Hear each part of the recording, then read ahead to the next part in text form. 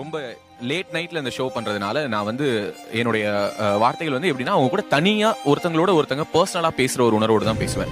எனக்கான ஆடியன்ஸ்க்கு நான் சூஸ் பண்ற அந்த லாங்குவேஜ் என்ன அப்படின்னா அவங்க கிட்ட நான் தனிப்பட்ட முறையில அவங்க பக்கத்துல உட்காந்து நான் பேசினேன்னா எப்படி பேசுவேனோ அப்படிதான் பேசுவேன்.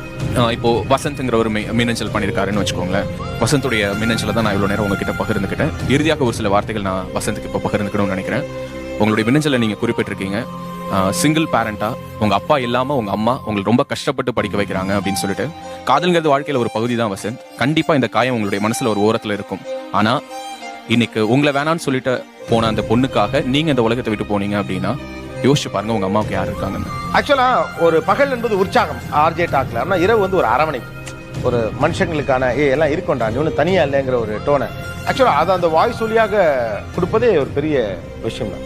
நகரத்தின் முகமும் அதான், பகல் அது பரபரப்பா இருக்கும், இரவுல அப்படியே அரவணைப்போட தான்.